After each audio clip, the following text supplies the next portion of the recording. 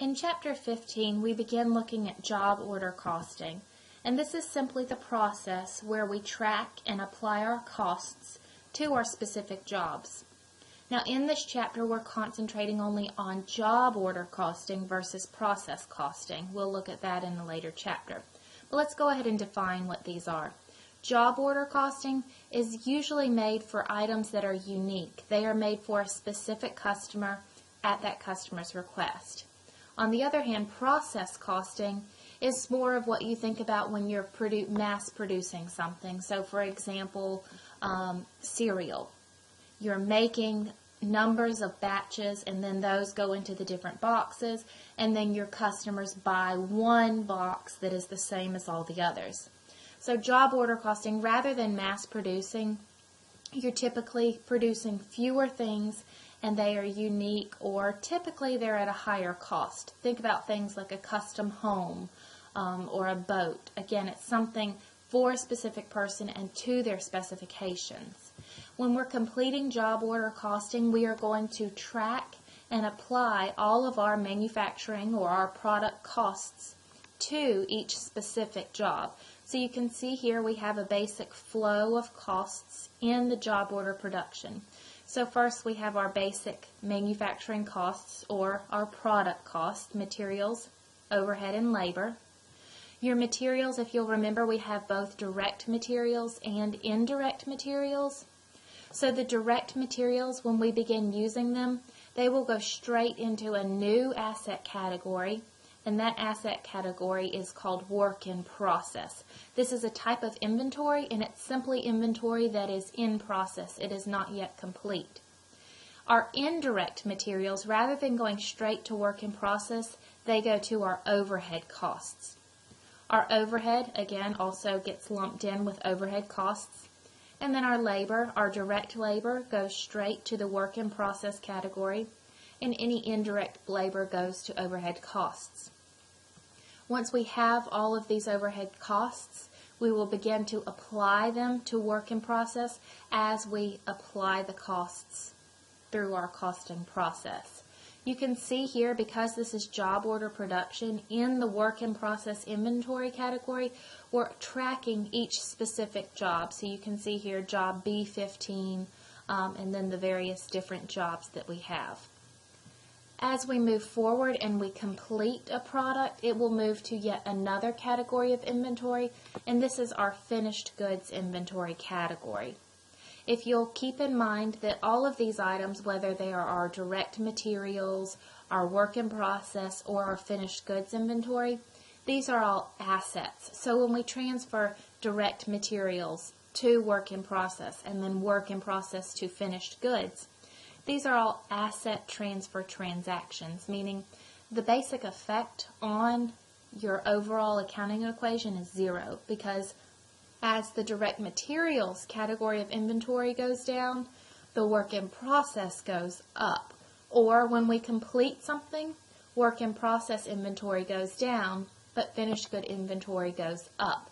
So all of these are balance sheet type transactions, and the net effect is zero. Now, when we actually sell a product, that's where we have an effect on our income statement or on our financial statements. Because when we finish an item, it sits as finished goods inventory. Then when we sell that item, we need to take it off of our balance sheet, meaning we need to reduce that asset for the amount that we are now selling, and we will recognize an expense, and that expense is cost of goods sold, and that expense is going to show up on our income statement. As we move forward, we're actually going to look at the specific journal entries for each of those things. So first we're going to look at the job cost sheet. The job cost sheet is something that we're going to use to track the costs for a specific job. So if you remember from 2 slides back, we had the picture that showed the flow of costs. And you'll remember we had a number of cars that we were building. Each specific car is considered a job, and we would have a job cost sheet for each car. And the job cost sheet is where we're going to track all of our product costs. So all of our materials, our overhead, and our labor. And then when we complete a job, we'll use that job cost sheet to summarize the total cost of that job. So here we just have a basic example of a job cost sheet. This is just an example. It could be different for any company just depending on how they put together their cost sheet. But you can see here the important information. First we identify the job, and here you've also got some customer information. You have information on the direct materials, direct labor, and the overhead, and we'll look into where these are coming from as we move forward. So this just shows us the total amount of materials, labor, and overhead for this specific job, and in the end we can see that the total cost of this job is $3,200. When we know the cost of a job, we can then properly price it for our customers, whatever markup we put on our costs. So let's look at how we track the first of our three product costs. We'll start with our direct materials. So here we just have an example of a materials ledger card, and again, these are just examples and they could be different for different companies, but the basic idea is the same. So this is our ledger card, and we would have this for our different types of materials. It's going to give us some basic information. You can see here where it's located, the maximum and minimum quantities, when we need to reorder. So again, just basic information. And then you can see here information about when we are receiving or using this particular piece of material. Next, we'll move to what we call the materials requisition. And whenever you requisition something, it means that you are requiring it, you are asking for it. So if you requisition a piece of materials, that means that you're going and using that piece of material.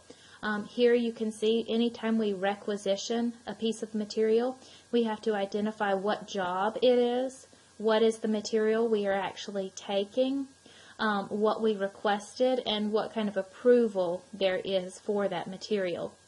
We have to make sure that we keep track of which job this is for, because we are going to apply the specific costs for these materials to each job. You can see here that you can requisition a lot of material for a number of different jobs. Here in total we requisitioned $1,800 worth of materials, but we're still tracking specifically how much of those materials is for each job. You can see here we've also got some indirect materials, and so we're showing that these don't apply directly to a job, but we will apply those through the application of overhead as we move forward. You can see here then we need to show that because we have requisitioned some materials, we are now using those materials in the manufacturing process. So they are no longer simply raw materials, they are now work in process. So we show this asset transfer transaction, this journal entry. We are taking it out of the raw materials inventory category and putting it into the work in process inventory. Here, this journal entry is only for the direct materials. We'll look at how do we apply indirect materials as we move forward when we begin looking at overhead. So here we just have an example. We have a manufacturing company. They've purchased materials for use in production, and now they are using 200 of those materials on job number 1 and 350 on job number 2. So how do we record these transactions? First, we're showing the purchase. We increase our raw materials inventory, and then we're showing that we have a liability for the portion that we now owe. Then we are using these products, or a certain portion of them, in the manufacturing process. We can go ahead, when we make a journal entry, we don't have to do a journal entry for every specific job, but we do have to have the documents that back up where these materials went, and that's where we use those job cost sheets. So here in total we used $550 worth of direct materials, 200 plus 350. So we need to reduce the work or the raw materials inventory by that amount, and then we'll increase the work in process. So here we just show the T accounts for this movement, and then you can also see here where we're also tracking of this total amount that we've used, what jobs do they apply to. Now let's look at the second of our product costs, and that's the labor costs. So labor costs flows basically come from two places. We either have time tickets, And time tickets are basically your wage employees. They're clocking in, and so that's going to be direct labor that then goes to work in process. And then we have other types of labor costs that are indirect labor costs, and those are more of our salaried type employees. And instead of applying their costs to a specific job, we'll have to apply that through the application of our overhead that we'll look at more as we move on.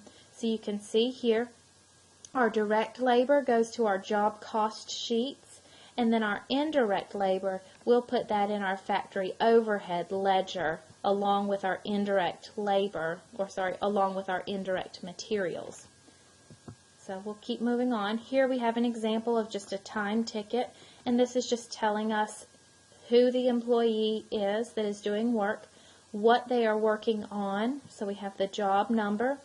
We have to know how much time they spent and what is the hourly rate. So in the end, $60 of direct labor is going to need to be applied to this specific job.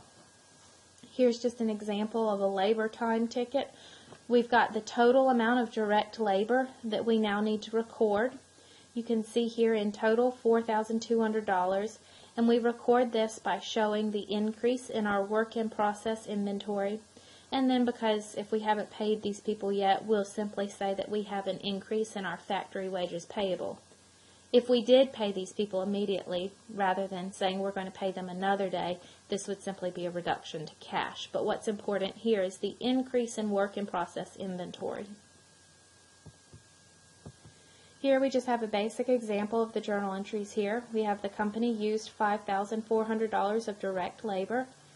Of this amount, $3,100 was for job A1, $2,300 was for job A2. So here's our journal entry. We simply increase work in process inventory and then show the increase in our liability. Here's our T accounts, and then again we're going to be tracking the specific jobs. So now we're going to move into looking at the overhead portion of our product costs. I want to remind you what we're talking about when we talk about overhead. Overhead is any of the costs that apply to the manufacturing process, but they're not our direct materials or our direct costs. If you'll remember, by definition, direct materials and direct costs can easily be directly traced to a specific job, because we pick up this tire and we put it on this specific bicycle, or this one person's labor, they were hammering the bicycle tire on, so the cost of that labor goes to that specific bicycle. An example of manufacturing overhead, again, would be like a supervisor's salary.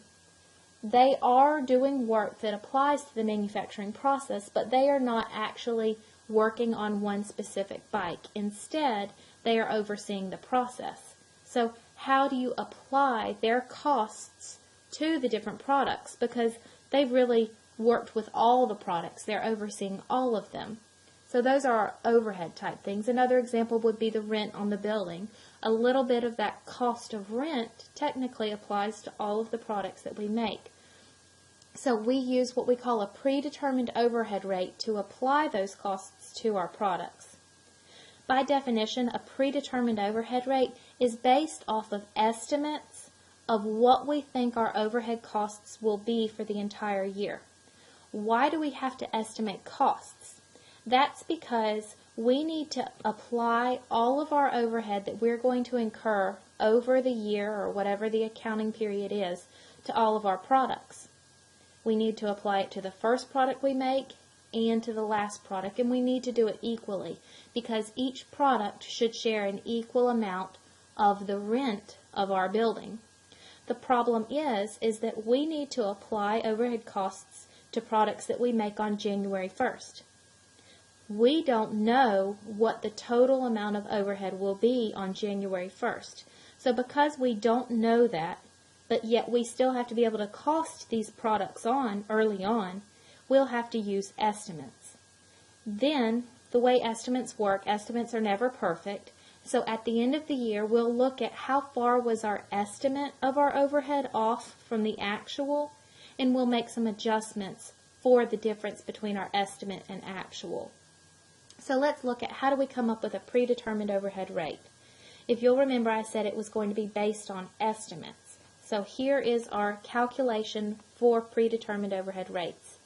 Our numerator is going to be the estimated overhead costs. So this is going to include the rent for the entire year, the salaries for your supervisors for the entire year, the estimate of what you think your total overhead costs will be for the year. And then we have to have some type of activity base. How are we going to apply these costs to our product? So our activity base is going to be our estimate on the total amount of activity for our driver for the entire year. So here we have an example of the journal entry for when we apply overhead. You can see here how we calculate the amount that we're going to apply. We have here whatever our driver is, and then our predetermined overhead rate that we're using. We'll multiply the driver by our predetermined overhead rate to see how much overhead we are going to allocate or apply to the manufacturing process.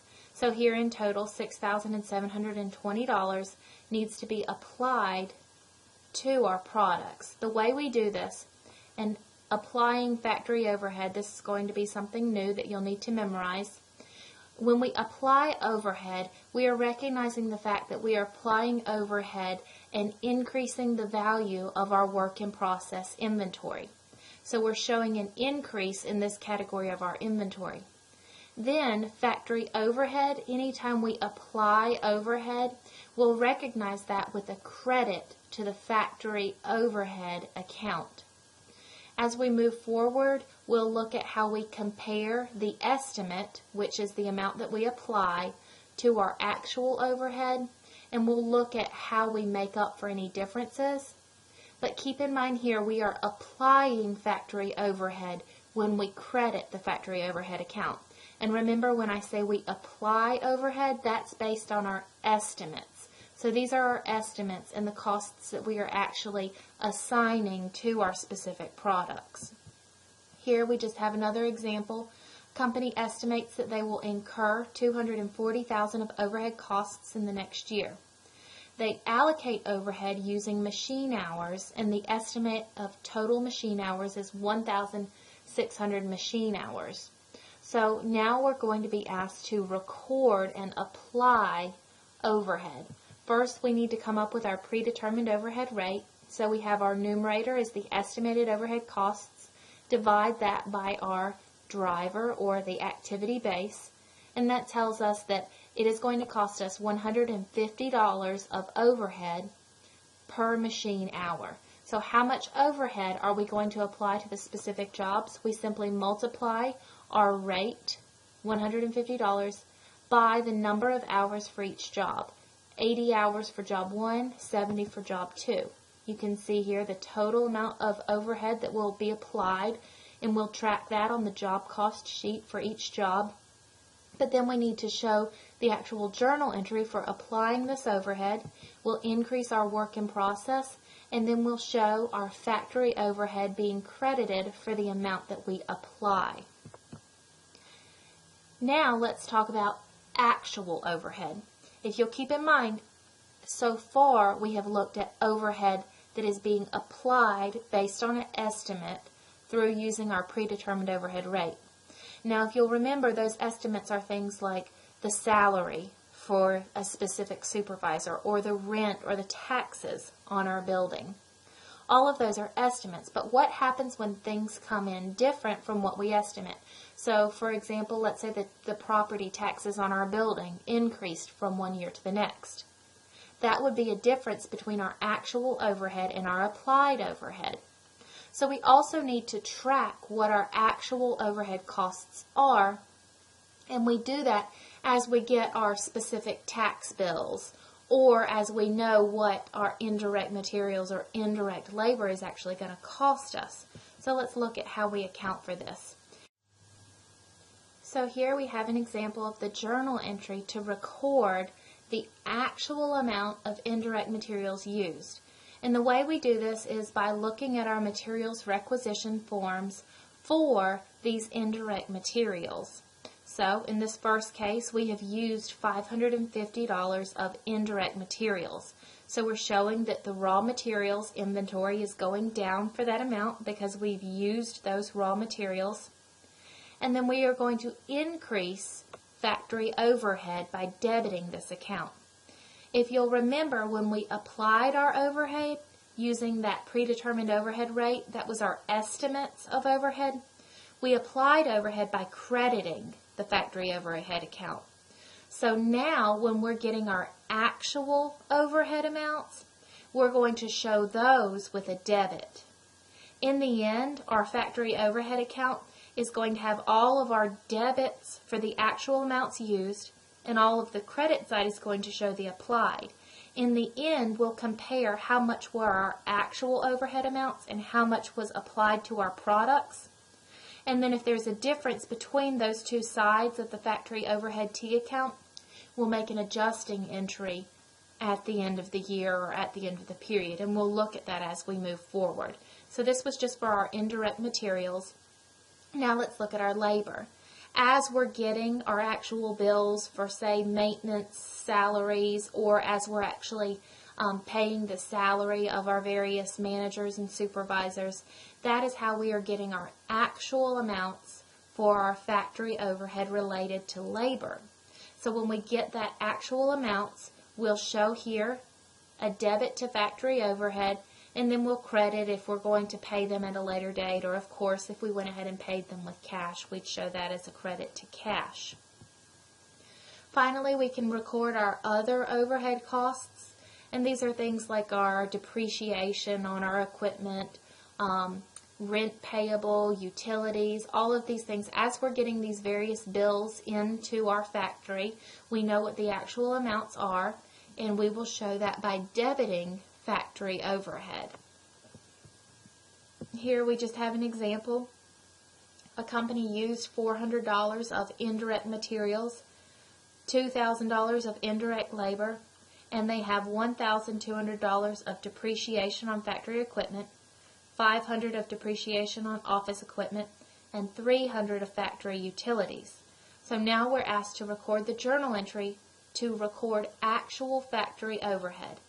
So keep in mind here, as a little cheat sheet, we have our factory overhead T account here. Right now we are recording actual overhead, so we're only going to be recording things on this debit side. We will use the credit side as we are applying overhead through the use of that predetermined overhead rate. So you can see here as we're moving through, we're going to show all of the actual factory overhead that we've incurred here on the debit side. Notice here we're using all of the information that they gave us except the $500 of depreciation on office equipment. If you'll remember, manufacturing overhead is only going to be the overhead for the manufacturing facility. This depreciation here is for office equipment, not manufacturing facility. And so if you remember from previous chapters, this is not a product cost. Instead, this is a period cost. So we'll just recognize that like normal depreciation in the current period. So it's not going to be part of this factory overhead.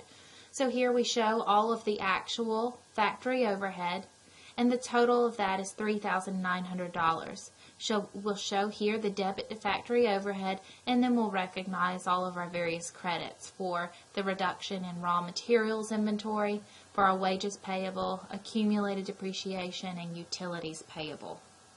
The next couple slides are just some slides of the information that we've gone over. So here just shows us the basic summary of our cost flows from raw materials to work in process to finished goods. All of these are various inventory accounts, and they're all assets. And then finally, when we sell something, we have to take it out of finished goods and put it into cost of goods sold, and that's going to show up on the income statement. Here again, just another summary, and this is showing the actual flow through your different T accounts. You'll notice here raw materials and wages. The direct portion of those is going to go directly to work in process, and then the indirect portion for the for the indirect materials and the indirect wages, those are first going to go to factory overhead, and then as we apply our factory overhead, that's how that transfers out of factory overhead and into work in process. Continuing to move on, this is just a summary of our various entries, and the only thing that I'm going to call attention to now is the actual sale of some of our products. You can follow along with this in the book, but I'm just going to bring to your attention here. We actually sell two jobs, B15 and B16, so we'd have to go to the job cost sheet for each of those items and get the actual cost for each job. We can sum those together and we'll recognize cost of goods sold and expense. That's going to be on our income statement. And we'll also need to show here the reduction in finished goods inventory. Moving forward, we can now look at what we call the schedule of cost of goods manufactured. This schedule is very important because it helps us understand the goods that we have actually manufactured during the period. The cost of goods manufactured does not include the items that are still in process. So when we talk about cost of goods manufactured, we're only talking about the goods that were actually completed during the current period. You'll see here, in order to come up with the cost of goods manufactured, we need information about materials and work in process, but in the end, we're only going to be looking at what was actually completed. So to do this, first we have to understand the direct materials used, the direct labor used, and factory overhead that was applied. Again, this is not actual, it's only going to be the items that were applied. That tells us our total manufacturing costs. We then need to look at, did we have anything in process at the beginning of the period? And if so, we'll add that. And that tells us the total amount that we had in work in process during the current period.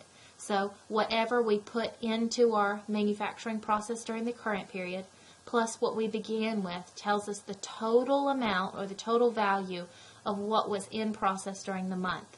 We then subtract out whatever remains in process, and that tells us that of this $12,720 worth of goods that were in process, this amount is what we have completed, because these are the only items that still remain incomplete. So this is the amount that we have completed. This shows us the increase in the amount of finished goods that we have available for sale, and that information is going to be important when we're calculating cost of goods sold at the end of the year. So here, let's talk about that factory overhead account. If you'll remember, here on the credit side are the amounts that we actually apply to our products throughout the year. On the other side here, on the debit side, this is going to show the actual amounts. At the end of the year, we need to compare actual to what was applied. And if there's a difference, which there always basically is a difference, we'll need to make a journal entry. So here we have a summary of our overhead costs.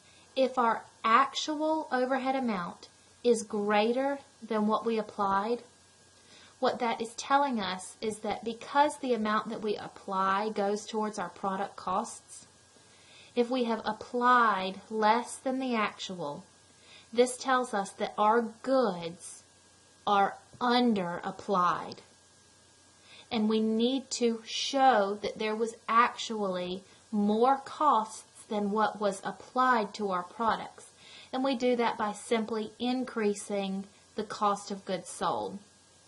On the other hand, if our actual factory overhead came in to be less than what we applied, that tells us that we applied too much costs to our products.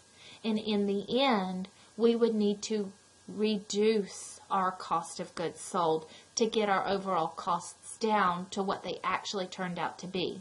So to adjust factory overhead, in the end, all we're doing is we're going to adjust cost of goods sold by either increasing it or decreasing it based on the amount we applied and what it actually should have been. And then the other side here is just going to be an adjustment to factory overhead. When we make this adjustment to factory overhead, it's basically going to clear out the ending balance in factory overhead, and we'll look at that as we go on. So here, just following along the example in the book, in the end, our company ended up being underapplied. So if they had applied too little to their products, it meant that their products were therefore under-costed. So we have to increase the cost, and we do that by increasing cost of goods sold. So we do that with a debit, and then we'll clear out whatever's left over in factory overhead by showing a credit to factory overhead. So let's look at an example. We have a company and they have applied $300,000 of overhead to their jobs. Now we're being told a couple scenarios, and in the first scenario we see that our actual overhead incurred during the year was $305,000. So what this is telling us is that we incurred more than what we applied. So you can see here, remember, of our factory overhead, as we have actual overhead, that goes on the debit side. When we apply our overhead to our work in process, we show that on the credit side. So if actual is more than what was applied, that tells us that we applied too little. And the difference, or the amount that we applied, is going to be $5,000 of under-applied. If we are under-applied, we therefore need to increase our cost of goods sold, because our cost of goods sold would be too low. So we need to increase it by that portion. So we're going to increase cost of goods sold with a debit, and then you can see here we'll credit for $5,000, and if we have a credit for $5,000, that's going to net the overhead account to zero. Here we have another example. We still have $300,000 that it was applied, and then we're told the actual costs was actually lower than what was applied. So if actual is lower than what was applied, that tells us we applied too much. So here again, let's look at our factory overhead account. Here on the actual side, we show our actual amount, and then the applied side, we're going to show what was actually applied to work in process to our products. In the end, we applied too much, so we are over-applied because our costs are going to be too high. We will show that we need to reduce cost of goods sold for that amount, and we reduce cost of goods sold with a credit. And so if we debit the factory overhead account by $1,500, that's going to leave an ending balance of zero in factory overhead. So we have zeroed that out for the year.